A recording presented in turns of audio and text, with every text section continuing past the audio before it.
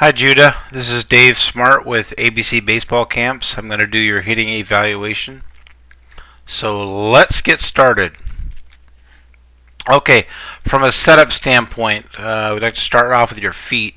Okay, nice parallel stance, that's good to see.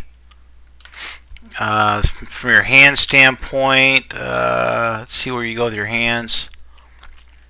Rule of thumb, Judah, is at the higher levels, most guys want to have their top hand about even with their ear hole of their helmet.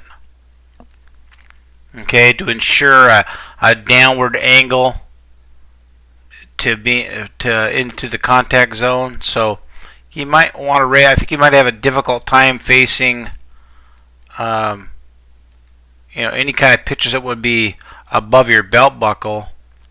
That approach you're taking there will be really good for low pitches and stuff, but you got to be able to handle everything. So if you were on my team, if you were one of my pupils for my hitting instruction, I would probably want to raise your hands a little bit. But let's go ahead and go through and check and see what your bat does, your route to the baseball. Okay, so one thing I noticed right away, buddy, is okay, so you take a large, okay, that position right there. Okay, well, how your foot lands, open. We need to make sure that foot is closed when it lands. It should look like it does when you're in your setup. See how your feet are parallel there? When you stride, you should stride to the same exact spot. Do not let that front foot land in an open position, because right away, buddy, that puts you in a bad spot for that front hip. Your front hip is going to be open, and when that front hip opens, that leads to your front shoulder flying open also. So when you come to when you land, make sure you land in a closed position with that front foot. Okay. I don't think you're too wide, but you just gotta get that foot closed. Let's see what your bat does. Okay. So from a barrel route standpoint, you do a really good job. I mean, your bat doesn't come in too flat too soon. Your barrel stays up, then it drops down where it's supposed to, and gets level through the contact zone. So really good job with your route to the baseball. From the contact point standpoint, you couldn't ask for much better. I mean, that is really good. That is really good. This is dynamite. You know, you kind of understand. But back to the point about your front foot, Judah. I get rid of some of these lines here. Hang on. Coach Smart struggling here a little bit. Here we go. More about your front foot and what it causes. Another issue it causes, buddy, is that, okay, you do a really good job driving your back knee down like you're supposed to the inside of your front foot, but you're not pushing it against anything. Because your foot's open, there's nothing for your knee to be in that action and that momentum going forward. It doesn't push against anything. So you're flushing all that energy you've created with your backside right out the front window, because you're not driving it against that front foot because it's open. I'll put it to you this way: if you were a pitcher and you were to wind up and go to throw and just drop your glove towards the ground instead of taking it to your heart, to your chest, that's the same thing. You have to throw against something, and hitting, you have to hit against something, and you're not hitting against anything in that particular swing with your front foot open like that. But plane wise, contact point wise, man, it's beautiful. Let's see what we see after contact. You get great extension through the baseball. I mean, real good there. Let's watch another swing.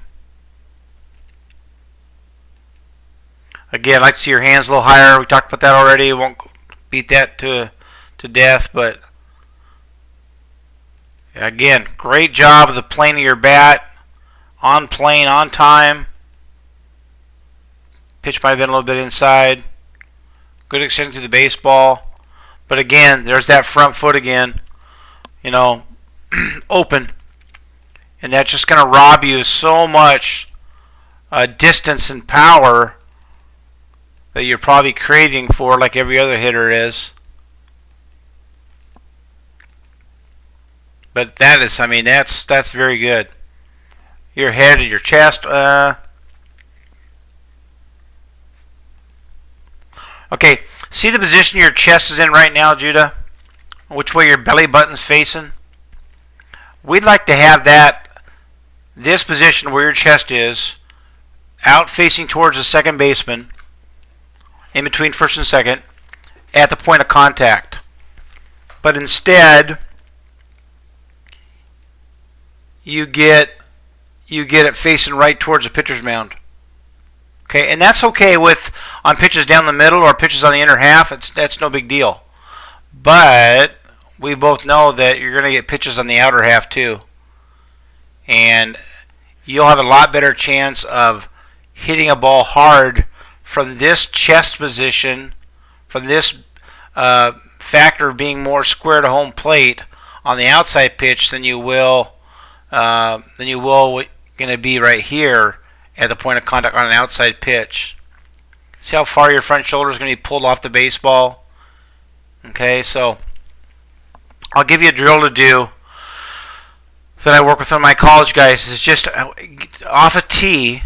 I want you to widen your base up, almost like you're taking your normal swing.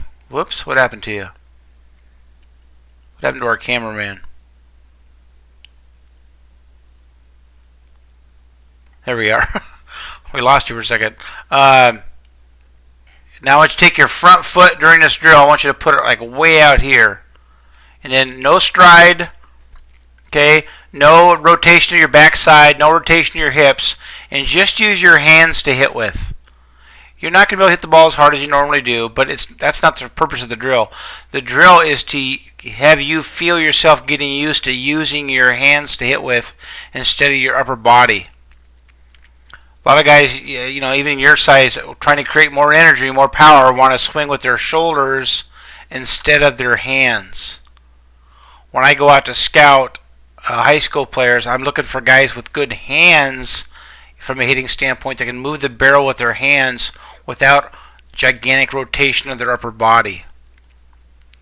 Okay, so that's going to help you have the chance to hit balls in the outer half better than you do right now with where your position is at the point of contact. So, two things. Let's cut down the amount we're spinning towards the baseball with our upper body. And the second thing, and more importantly, the second thing is that darn front foot of yours. Let's see if you do it on this swing too. Yeah, see, it's right away your hip's open right now. So we got to get that front foot closed. So what I do with my guys that have that problem, I'll stick a 2x4 with a weight under against it or something so when you put your foot down, you can't twist it open. Okay, and again, let's get that line out of there. Let's go back a little bit. If your foot, let's say, if this is square, Judah, okay, that's your front foot and it's square. If your foot's turned like that, we can live with it. But what we can't live with is being like this. Because that doesn't give you the ability to resist against your backside. So I'm getting long-winded here. Just work real hard on that front foot. I think everything else is fine, and I would raise my hands a little bit if I were you, just so you can handle pitches that are a little bit up when you start facing more velocity in high school and college. Judah, thanks for coming to camp, and we'll see you at the next one. And keep up the good work.